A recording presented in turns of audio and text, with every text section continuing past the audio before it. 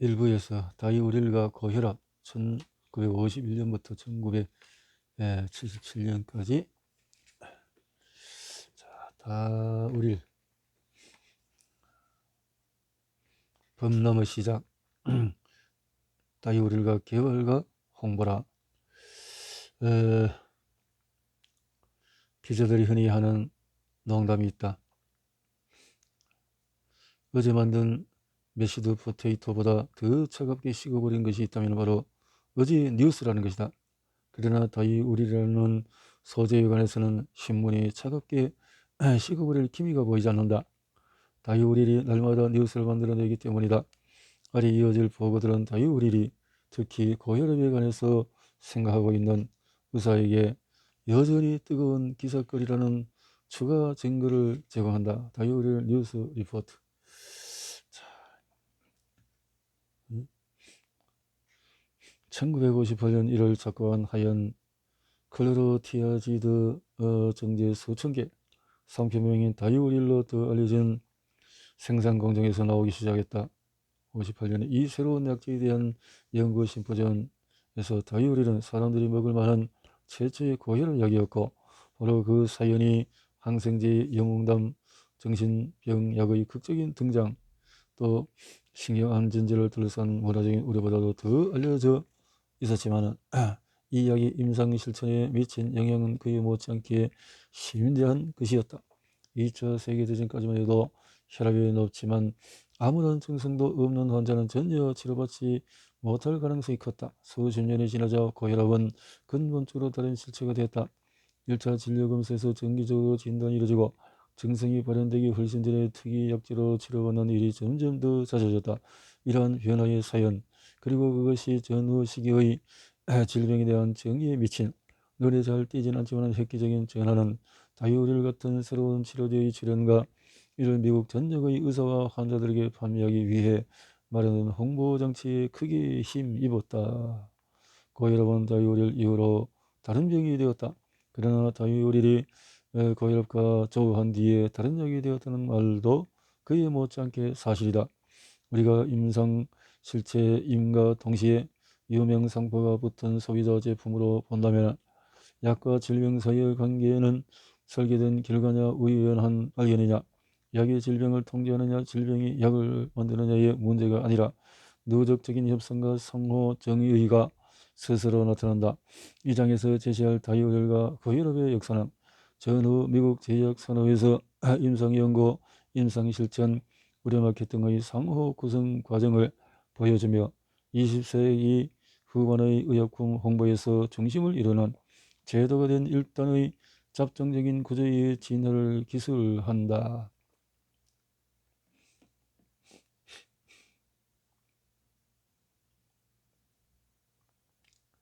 예.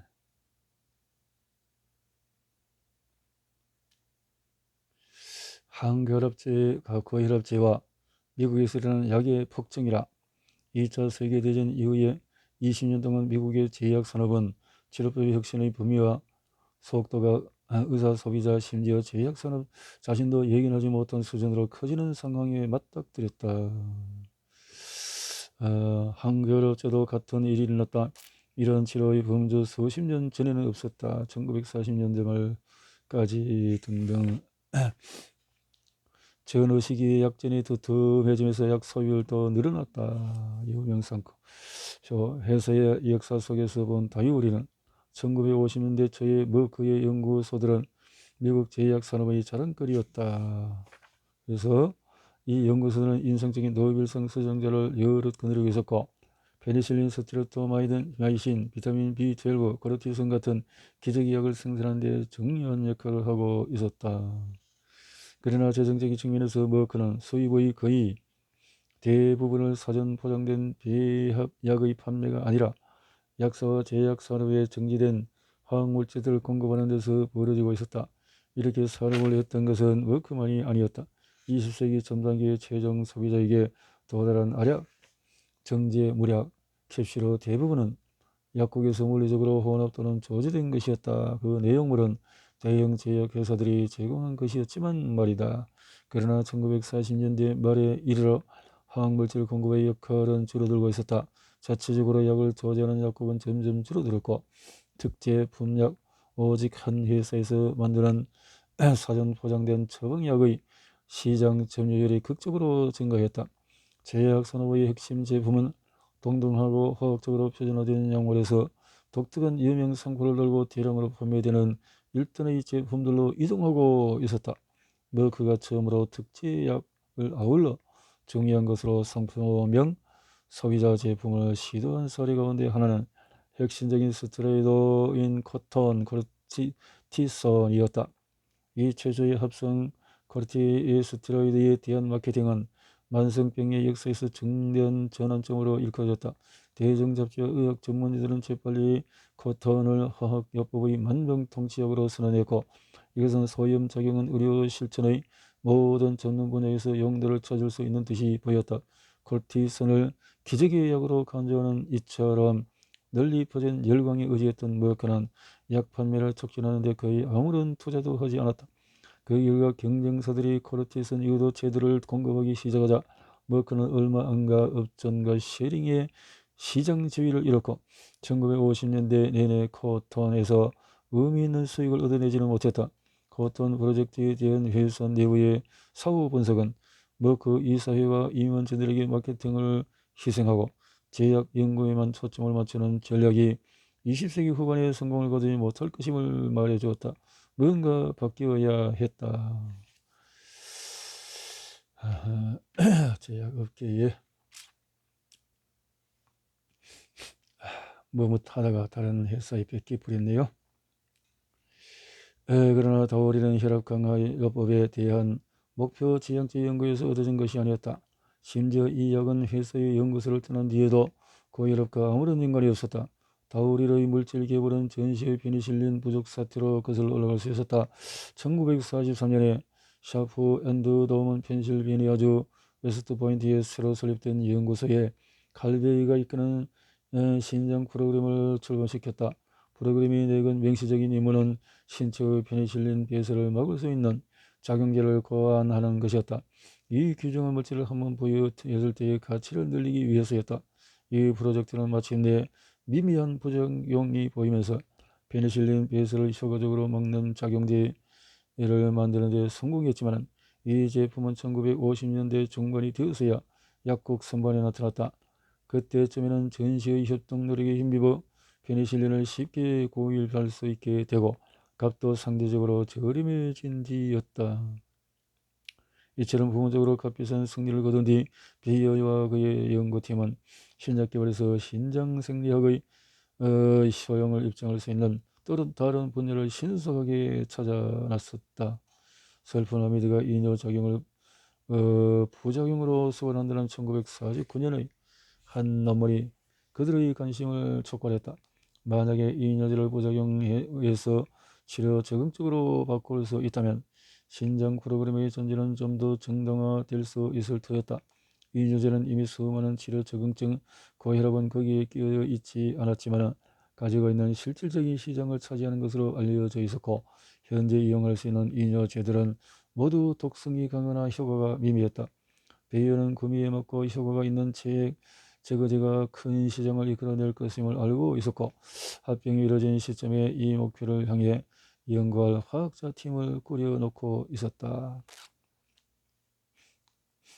부가용도 다우릴이 고혈압과 조하다. 그러나 이해 봄에 두 곳의 임상 연구자 집단이 중증 고혈압과 부종 증세를 보이는 우려혈 신부전 환자들에게 이 약을 처방한 일이 있었다. 그러자 극적인 혈압 강화가 나타났다. 뒤이어 보스턴과 워싱턴 DC에 있던 이 연구자들은 중증 고혈압 환자들로 정례 연구를 시작했고 1957년 가을에는 중증 고혈압을 앓는 광범한 인구 집단에서 다우리 혈압 강화 효과를 보인다고 기록했다. 역설적이게도 이렇게 새로운 정형증은 워크샵 앤드 더머의 마케팅 노력에 여러가지 골치 아픈 문제를 안겨주었다. 다이오릴이 안전하고 효과적인 제거제로서의 갖는 가치에만 근거해 상생 마케팅 계획을 마련한 것이 1957년 5월이었다. 이 문서에는 혈압 강화 효과에 관한 정보는 포함되어 있지 않았다. 예전에는 이뇨제를 혈압을 낮추는 약으로 생각되지 않았고 너무 많은 생리적인 활성을 갖는 것은 특히 혈압 강화처럼 임상적으로 중요한 것일 경우에 약의 안전성 특징을 중대하게 약화시킬 수 있었다. 원래 10월 말로 예정됐던 약의 출시는 무기한 연기되었다. 머크 홍보부의 조지 셔터는 보스턴에서 열린 기자회견 후에 마케팅팀에 매물을 돌렸다. 자유우리에 대한 관심이 점점 커지고 있는 상황에서 나는 지금 이 얘기에 우리 측 측면에 초점을 맞추는 좋은 시점이라고 봅니다. 우리의 통제를 넘어선 외부의 압력에 맞춰 우리 프로그램을 조정하지 못한다면 이 제품과 관련해서 우리의 정체성을 잃어버릴 수 있다는 우려가 듭니다.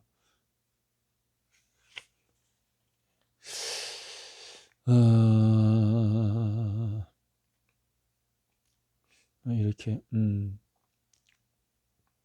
조금 아주 양심적으로 했던 그 시기였는데 점차 이제 상업화되면서 양심이 조금 마비되어 가는 어떤 마케팅이 펼쳐지게 되는 이제 시점이 되어지는 것 같습니다. 노벨 생리의학상을 수상한 우리 회사의 최고 전문역도 이것은 상당히 말이 안 된다고 생각했습니다. 그러나 프라이스 윌슨 그리고 홀랜드 윌킨스가 고혈압에 관해 짧은 논문 2편을 써서 발표하자 우리는 어떤 비용을 치르더라도 고혈압으로 가야 했습니다. 고혈압 분야의 규모는 누구나 다 알고 있어서요. 이는 뜻밖의 발견이 이루어진 이야기가 아니다. 자유리리 항고혈압제로 계획된 것은 아니었지만 이것이 고혈압과 그저 우연히 조우한 것 또한 아니었다. 임상 연구 마케팅 활동이 하나로 합쳐지면서 다우리는 항고혈압이 약이 되었다. 마케팅의 태도가 현장 연구자에게 침투했다는 사실은 베이어의 진술에서 특히 잘 드러난다. 그의 진술은 1958년경이 되면은 연구활동과 마케팅 활동이 신제품 개발 과정에서 이미 밀접하게 상호 연결되어 있었다는 실용적인 이해를 반영한다. 베이어가 시사한 것처럼 고혈압 분야는 실로 전도 유망했다. 1957년부터 58년에 수행된 국민건강조사는 미국인 530만 명이 모종의 고혈압을 앓고 있다고 결론을 내렸다. 이 여지로서 다우리에 대한 최초의 예상 매출액은 800만 달러로 책정이 되어 있었는데 이제 고혈압은 거기에서 1000만 달러라는 추정 얘기를 더했다. 기자회견 며칠 후에 셔터는 두 번째 메모를 보냈다. 여기서 그는 다우리의 홍보활동을 재조직해서 항고혈압의 성질을 이 약의 주요 적응증이자 시장 확대의 기회로 강조하는 계획을 제시했다.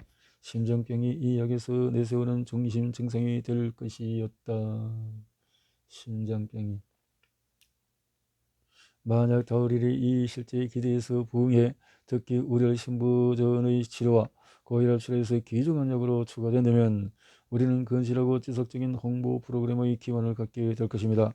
다우리는 분명 우리를 심장의 병에 맞서는 싸움의 최전선으로 밀어올릴 것입니다. 이런 귀중한 자산입니다. 오늘날 심장병은 이 나라에서 어떤가는 사망 원인입니다. 냉정하게 말해서 심장병과 싸움에서 다우리를 강조한다면 우리는 심장병에 대한 기존의 관심을 이용할 수 있을 것입니다. 심장에 대해서는 대중적인 로맨스라고 할 만한 것이 거의 없었다. 반면에 심장은 아이젠하워 시기의 건강 관심에서 최전선에 있었고 이제 MSD가 지향하는 대상이 되었다. 새로운 출시일이 1958년 1월로 잡혔고 고혈압 치료를 위해서 다우리를 연구하는 임상 연구자들에게 지원을 제공했으며 이뇨에 따른 심장 관련 적응증 울혈 부전으로 초점이 확대되었다. 셔트에 수정된 계획은 마케팅 연구의학 부서로 배포되었다. 이 프로그램은 꼼꼼하게 조율되었고 다우리를 고혈압 치료제로 출시하면서 MD-SD를 심장병과 예방하고 첨단에서 두드러지는 회수로 내세울 예정이었다. 익숙하지 않은 약이 상대적으로 보수적인 의사 집단의 진료에 쉽게 도입될 수 있게 하기 위해서 다이오리의 마케팅 담당자들은 서로 겹치는 여러 영역에 영향을 미치는 전략을 수립했다. 출시 전, 출시 후 시기가 연속성을 띨 수 있도록 시차를 두어서 서로 다른 단계에서 통합적인 홍보 활동을 시기선으로 구성했다. 임상 연구가 마케팅의 영역이 되다. 1948년까지만 해도 의약품 마케팅 교과서에서는 마케팅의 임상 연구 사이의 관계에 대한 언급이 전혀 없었다. 그러나 1950년대가 되자 제약산업은 임상 연구가 의약품 마케팅에 선행하거나 이를 결정하는 게 아니라 마케팅 과정의 핵심이자 엮여 있는 한 덩어리임을 분명히 인식했다. 1950년대를 거치면서 마케팅 부서가 거치고 마케팅 개념으로 알려진 조직 원칙이 제약산업 전반에 퍼지면서 제약회사 임원들은 연구와 마케팅의 관계에 대해서 좀 더 확신을 가지고 발언하기 시작했다. 1950년대 말에 한 임원은 이 분야에서 마케팅의 확산을 개관하면서 이렇게 썼다. 만약 마케팅의 연구소에 있는 과학자들에게 명령을 내리거나 통제해서는 안 된다면 연구 개발이 마케팅에 대한 통제를 맡아서도 안 된다는 것 또한 마찬가지로 성립한다. 과학자의 판매 담당자가 공통의 기관 위에서 만날 수 있게 하는 방식으로 가능해야 한다. 여기서 중요한 고려사항은 마케팅 개념에 따르면 연구소가 완제품을 병리에 담아 영업 책임자 앞에 내놓으면 여기 있으니 가지고 나가서 팔아보세요 하고 말할 수 없다는 것이다. 마케팅 개념의 제약산업을 심지어 MSD조차도 한순간에 바꿔놓는 것은 아니었다. 샤덴드도모의 마케팅 직원들이 머크 연구소에서 열리는 회의에 참석할 수 있게 된 변화는 서서히 나타났고 참석이 허용된 후에도 합병 이후 처음으로 MSD 연구소 회의에 참석한 마케팅 직원들은 발언이 분명히 금지되어 있었다. 그러나 WL의 출시 즈음에는 임상연구가 머크 샤프 앤드도모의 마케팅과 명시적인 관계임이 분명히 이해되어 있었다. MSD의 의학부서 책임자인 브래드 히스는 다우리를 좀 더 설득력 있게 홍보할 수 있도록 데이터를 산출하고 그 자체로 하나의 홍보 체계로서 기능하는 것을 목표로 삼는 임상 연구의 전망을 제시했다. 1957년 이렇게 되어졌다는 거죠. 연구자들은 지역 홍보에서 하는 역할 말고도 MSD 마케팅 팀에 동원되어서 심포지움을 조직했다. 1957년 11월 8일 뉴욕 아카데미에서 발조 행사를 열었다. 진행된 강연은 1958년 미국 전역을 포괄하도록 선택된 20개 주에서 치러졌다. 의학 책임자 브레스 헤스는 모든 강연에 참석했고 매번 모임 이후에 러웨이 본사에 상세한 기록을 보냈다. 연구 간행물을 할당으로 시간표를 정하는 것은 출시 전 마케팅 프로젝트의 결정적인으로 중요했고 마케팅 담당자들은 다우리를 중요하게 다루는 간행 물들을 주의 깊게 추적을 했다. 간행물은 특히 다우리를 항고혈압제로 합리화하는 데 중요했다. S. 제약회사 임상연구자 그리고 연구가 발표되는 학술지와의 기관 사이의 상호작용은 공공연하게 이루어졌다. 간혹에서도 문학적인 흠담을 제외하면 제약산업의 의료 전문직과의 관계, 예를 들어서 오스틴 스미스가 몸소 보여준 또 의학의 진보를 위한 자연스러운 동맹으로 여겨졌다. 1959년의 중요한 상원 청문회 이전에는 과학연구의 수행과 발표에 제약회사가 부당하게 영향을 미치는 데 대한 대중과 전문적의 우려가 극히 적었던 것으로 보인다. 1958년에는 오스틴 스미스가 미국에서 가장 영향력 있는 의학학설지 가운데 하나의 편집인이자 제약산업의 주요 로비 단체의 최고 임원으로서 갖고 있던 이중의 지위는 공공연히 알려진 사실이었고 그런 지위가 이해상충을 일으킬 수 있다거나 야마의 객관성을 더럽힐 수 있다는 암시 없이 신문에 보도되었다. 이렇게 1957년 말과 58년 세미나 리포트에서 핵심 주제로 부각됐다. 강택지의 컬러 몇 쪽에 실린 다우릴 광고 유럽편에 더해 세미나 리포트는 고혈압을 전반적으로 다루면서 특히 클로티아지드에 초점을 맞춘 기사를 여럿 실었다. 1958년에 고혈압과 분명하게 연관된 표지 기사 3편이 실렸다. 이러한 기사들은 흔히 저명한 대학의 임상의들이 집필했고 약과 질병 모두에 대한 의사들의 인식을 제고하는 값비싸지만은 중요한 수단으로 구실했다.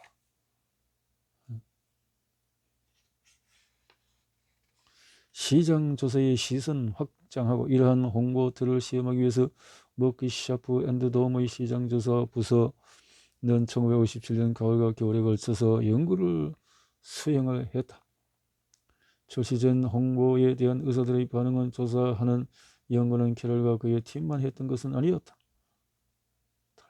1940년대의 마케팅 담당자들은 유통과 홍보 전략을 짤 때 도면 서치와 공개적으로 이용할 수 있는 데이터에 기반을 두었지만 1950년대 초가 되면서 신기술 덕분에 의사들의 처방 습관의 변화를 좀 더 상세하게 시각화할 수 있게 되었다.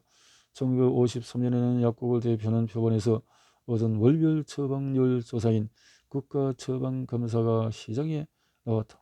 이런 마케팅 전략이 어떻게 전개되고 있는지를 실시간으로 분석하는 풍부한 데이터 집합을 제공했다. 머크의 시장 조사관들은 NPA와 NDTI로부터 데이터를 사들였지만 사내 연구를 통해서 이러한 도구들을 보완했다. 다이오렐의 경우에 브레스 히스가 기반으로 삼은 임상 연구자 250명은 캐럴이 무작위로 표집한 순진한 의사 집단과 비교할 수 있는 세련된 시험 시장을 형성했다.